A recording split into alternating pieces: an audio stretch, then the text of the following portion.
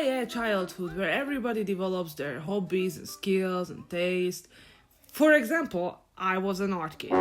My first memory of school is actually being scolded because my notebook for math actually looked like more my art block. Yeah, but at least I was fair because every single one of the subjects was treated equally shit by me. I had like one notebook and the front page was math and the back side was biology and in the middle somewhere I started chemistry. And every single one of the pages was filled to the brim with artworks. I don't even know how much creativity it took me to do that. I mean, to be fair, back in the day, I always thought that paper is for drawing when something is blank, that is blank, so that I can draw on it. And I was sick and tired of going to the teacher's desk so that they can rummage through my pages looking for any artwork. At one point, it was even banned for me to draw on my papers. They acted like I'm summoning Satan or something with my art. But sometimes there were also good sides. For example, at group art projects, I was always the one looked at first. Everybody was like, yeah, that weirdo draws sometimes. Let's get her to do every single shit that we can't. And I'm like, okay. But of course, the moment I actually want to pull out my great God-given talent, it vanishes like a good old online friend the moment you hop online. Besides that, they also should have known better because what I was drawing was anime, chibi, and of course the good old furries, back in the days too.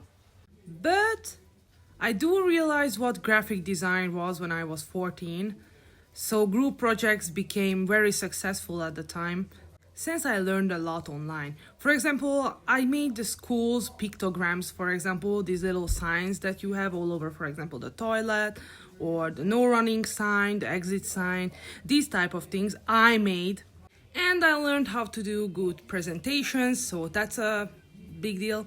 I was also the same kid who would draw for $1, so you could come to me and I will draw you. It doesn't matter how you look like, even though every single time I drew somebody, they always complain that they either look too fat, their eyes are too big. I mean, this is what anime is about. Big, beautiful eyes. But they kept yapping about these things, and I just don't know what to do at this point. Thankfully, the only thing that was really stuck with me is that nobody ever screamed furry, cringe at me because I lived in a small town and nobody knew what that was. But of course, as every single art kid, there was other art kids. And for some reason, everybody was treating it like a competition, of course me included. I wanted to be the best of the best. I was really proud of what I can do with my hands. But there was one girl. I will name her Jenny. Jenny was an absolute asshole. I mean, she drew well, that's right, but she kept rubbing it in my face. And also, of course, the teacher, for some reason, was always on her side. I mean, yeah, I understand she was better than me, but bringing me down won't do me any good. I was so furious. It just made me work harder towards my dreams, and now I'm here. I guess, yeah, you can say that I didn't quite go to the realistic way. I developed my own art style, and I think people who can draw realistically are very cool people. I mean, I can do that too. For example, I have drawn a dog recently, so I guess I can do that too. But I think we shouldn't compare realism to stylized art, because for some reason, every single time I show people my cartoon drawings, they like, oh yeah, aren't 5-year-olds able to do that? Okay, then bring your 5-year-old.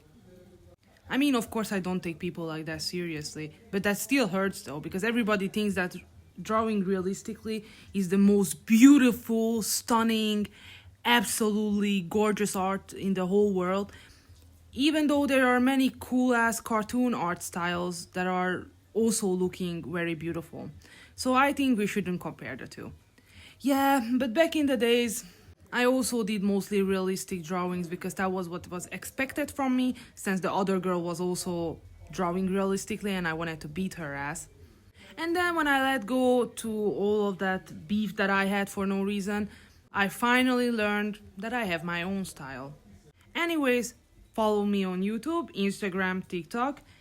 And if you don't, well, just like, it helps me a lot. Have a foxcelent day. Bye, guys.